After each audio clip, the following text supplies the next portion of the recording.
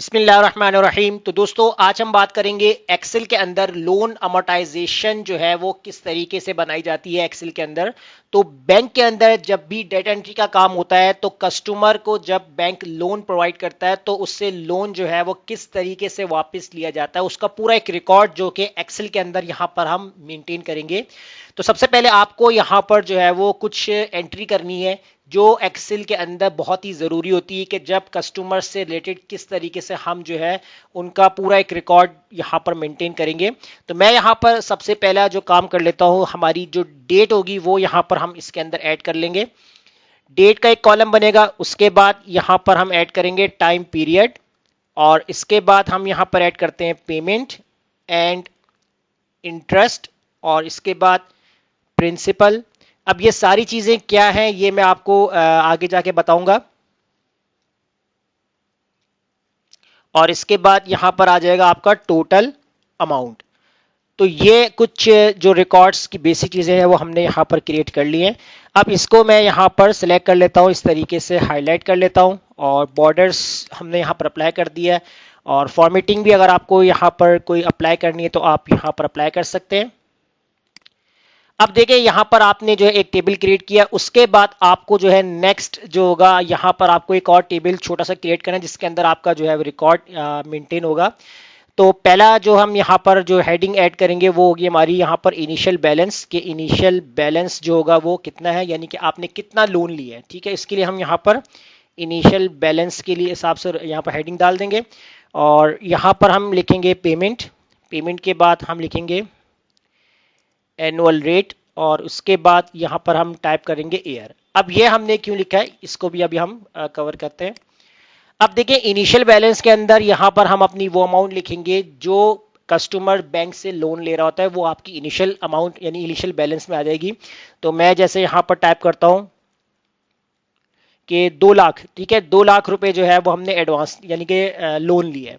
अब लाजमी नहीं कि आपके पास जो है वो इनकम 2 लाख ही हो, आप 5, 10, 20, 25 जितना भी बैंक के अकॉर्डिंग जो लोन दिया जा रहा होता है कंडीशन के हिसाब से, तो उतना ही यहाँ पर लोन आएगा। फिलहाल समझाने के लिए हमने यहाँ पर 2 लाख कर दिया। अब आपकी जो पेमेंट है वो आपको कितनी पेमेंट देनी है, तो हम यहाँ पर टाइप करते हैं जैसे कि हमने 5000 तक कर दिए पेमेंट। ठीक है, यानी कि ये आपको हर महीने पेमेंट जो है वो बैंक को रिटर्न करनी है। अब बैंक जो होगा वो उसमें कितना एनुअल रिटर्न रख रहा है, तो एनुअल रिटर्न यहाँ पर हम कर देते हैं 10%। अब 10% के बाद अब आपको जो लोन है वो कितना टाइम पीरियड के लिए दिया गया है, 1 साल के लिए भी हो सकता है, 5 साल का भी हो सकता है, 10 साल का भी हो सकता है, 15 साल का भी हो सकता है। ठीक है, ये बैंक की कंडीशंस होती हैं। तो फिलहाल अभी हम एक इनिशियली यहाँ पर रख देते हैं 1 ईयर लिख देते हैं। ठीक है, यहाँ पर तो ये 1 आ रहा है, 1.0 आ रहा है क्योंकि वो एज ए मैंने फॉर्मेट के अंदर कन्वर्ट किया हुआ है। अब इसके बाद यहां पर सबसे पहली जो आपकी अमाउंट होगी तो वो आपके मंथ के अकॉर्डिंग यहां पर फिलअप की जाएगी। लेकिन जब यहां पर आपकी जो अमाउंट है वो आपको कैसे लिखनी, जब आप डेट लिखेंगे तो आपका टाइम पीरियड यहां पर आपको मालूम हो जाएगा कि आपकी पहली जो अमाउंट है वो आ चुकी है। फिर जब आप डेट यहां मेंशन करेंगे तो आपकी सेकंड जो डेट होगी वो बता दी जाएगा कि आपकी सेकंड जो है वो अमाउंट आ गई है। इस तरह थर्ड, फोर्थ, फिफ्थ जितनी आपकी टाइम रिक्वायर्ड होगी। अब यहां पर हम क्या करते हैं, सबसे पहले टाइम पीरियड के ऊपर आते हैं। तो टाइम पीरियड के ऊपर हमने क्या करना है, फॉर्मूला अप्लाई करना है। तो फॉर्मूला आपको कुछ इस तरीके से अप्लाई करना है, आपने लगाना है इक्वल। थोड़ा सा मैं इसको जूम कर लेता हूं। इक्वल के बाद आपने यहां पर इफ टाइप करना है। इफ के बाद सबसे पहले आप यहां पर अपने डेट वाला सेल सेलेक्ट करेंगे और लगाएंगे यहां पर इक्वल। अगर आपका डेट वाला सेल बराबर होता है ब्लैंक के कॉमा तो आपके पास यहां पर ब्लैंक ही रहे कॉमा, अदरवाइज फॉल्स के अंदर हम यहां पर कंडीशंस अप्लाई कर देंगे रॉस का फॉर्मूला लगाकर। तो ROWS ये वाला आपने फॉर्मूला सेलेक्ट करना है। उसके बाद आपको यहां पर ये ब्लैंक सेल्स आपने सेलेक्ट करना है। उसके बाद कॉलन लगाना है, तो 2 दफा आपके पास B12 लिखा हुआ आएगा।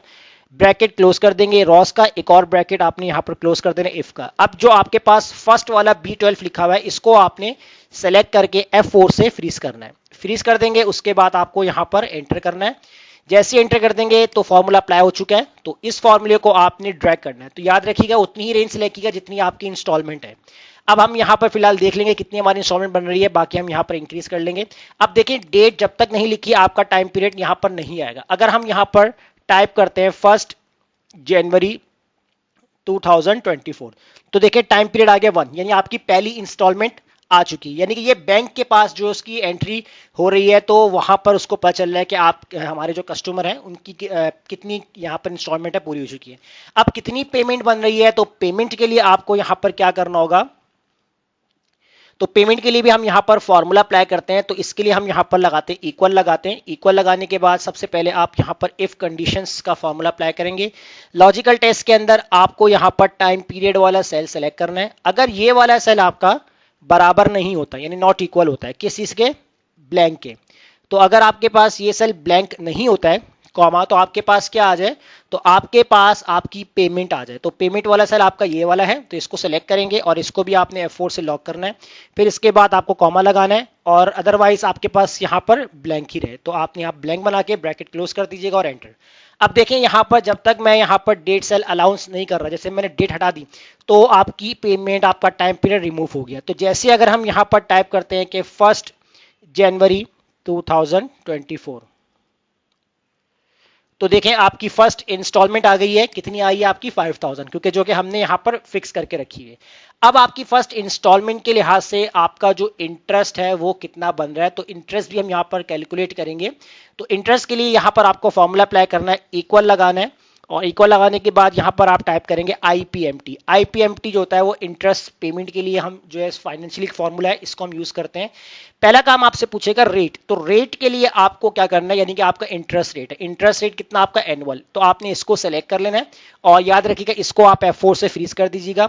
अब इंटरेस्ट रेट आपको एनुअल दिया जा रहा है, तो आप मंथली निकालना है, तो आप इसको डिवाइड कर देंगे 12 से, उसके बाद लगाएंगे कॉमा।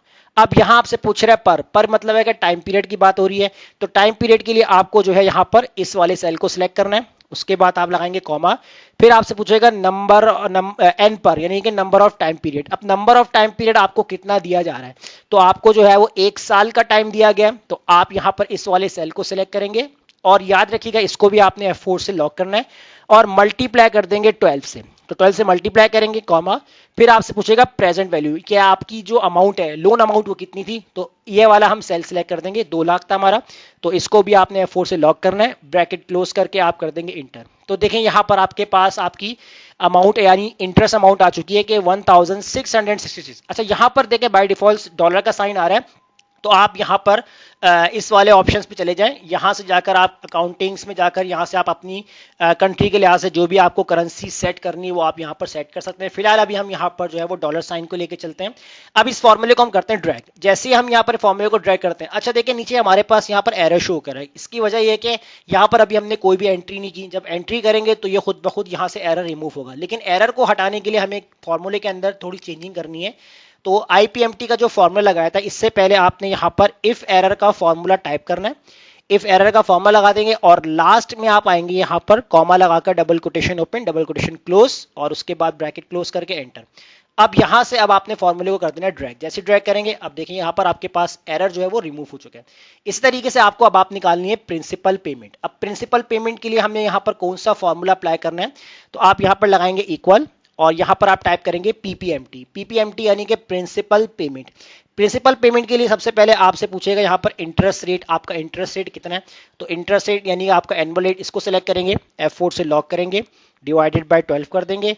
उसके बाद टाइम पीरियड पूछ रहा है, इसके लिए हम यहां पर इसको सिलेक्ट करेंगे और कॉमा लगाएंगे और number of time, number of period यानी कि कितना है आपके पास 1 साल का है, तो इसको सेलेक्ट करके F4 से लॉक करेंगे, मल्टीप्लाई कर देंगे 12 से, कॉमा लगाएंगे और इसके बाद आपको यहाँ पर प्रेजेंट वैल्यू पूछ रहा है इनिशियल अमाउंट वाले, इसको सेलेक्ट करेंगे, F4 से लॉक करेंगे और ब्रैकेट क्लोज करके हम कर देंगे यहाँ पर एंटर। अच्छा एंटर करने से पहले इसके साथ भी आपको यही काम करना है, स्टार्टिंग में आपको इफ एरर का फॉर्मूला टाइप करना है और लास्ट में आना है कॉमा लगा के double quotation open double quotation close bracket close करके एंटर। तो ये आपके पास यहाँ पर हमारे पास प्रिंसिपल अमाउंट कुछ ज़्यादा इस तरीके से आ रही है। तो हम क्या कर लेते हैं, तो यहाँ देख लेते हैं हमारे पास पेमेंट है, आपके पास इंटरेस्ट रेट आपके पास आ गया डिवाइडेड बाय 12 है आपका, ठीक है, और एन पर यूनिट आपके पास जो आ रहा है, ठीक है, हमने सही सेलेक्ट किया है।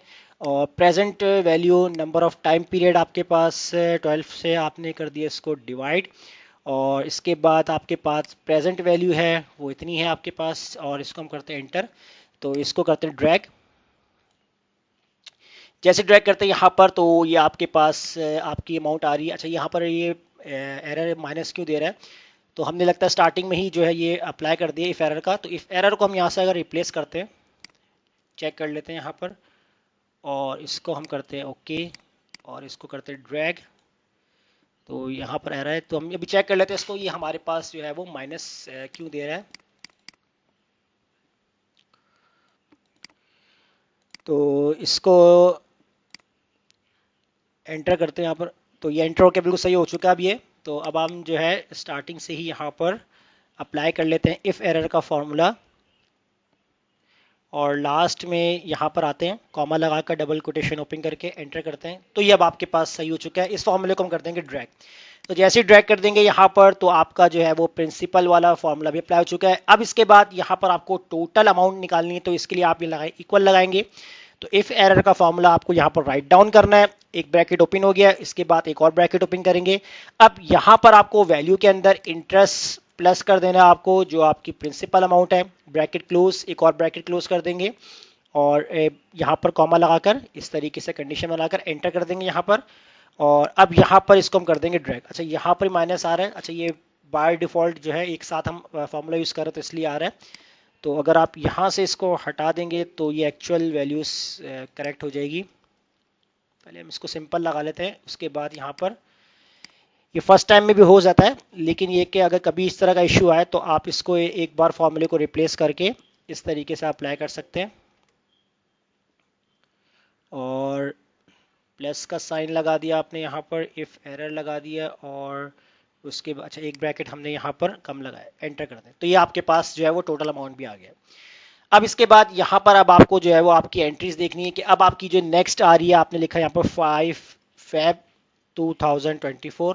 तो देखिए सेकेंड इंस्टॉलमेंट आ गई आपकी। इस तरीके से अगर आप यहाँ पर निकालते हैं 4 मार्च, और इसके बाद हम लिखते हैं 24, तो देखिए थर्ड इंस्टॉलमेंट। अब सिर्फ आपको यहाँ पर एज अ बैंक एंट्री करनी है यहाँ पर आपके कस्टमर की, कि आपकी जब भी इंस्टॉलमेंट आपको कस्टमर से मिल रही है तो आप यहाँ पर जो है वो इस तरीके से ऐड करते चले जाएंगे। तो इस फॉर्मूले को हमने ड्रैग नहीं किया, इसको भी हम ड्रैग कर लेते हैं। अब इसके बाद नेक्स्ट जो आपके पास आ रही है वो आ रही है 5 अप्रैल को आ रही है 2024, एंटर करेंगे तो ये देखें अब आपको सिर्फ यहाँ पर डेट एंटर करनी है, उसके बाद जो है वो time period, payment, interest, principal amount, total amount यहाँ पर ऑटोमेटिकली क्रिएट होते जा रहे हैं।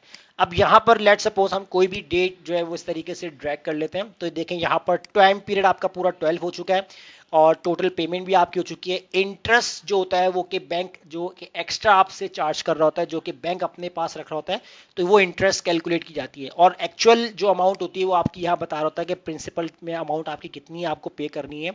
इसके बाद जो टोटल अमाउंट है इसमें आपका इंटरेस्ट और प्रिंसिपल दोनों ऐड हो जाता है, तो इसीलिए जो यहाँ पर जो है वो टोटल अमाउंट हमने निकाल लिया है। तो ये एक पूरा अमोर्टाइजेशन होता है जो कि बैंक एक्सेल के अंदर क्रिएट कर रहा होता है, जैसा मैंने आपको आज की क्लास में बताया। उम्मीद करता हूँ आज का टॉपिक जरूर समझ में आ गया होगा। वीडियो अच्छी लगी लाइक कीजिए, फ्रेंड्स में शेयर कीजिए, और हमारे चैनल को सब्सक्राइब करना मत भूलिएगा। मिलते हैं नेक्स्ट वीडियो में, शुक्रिया।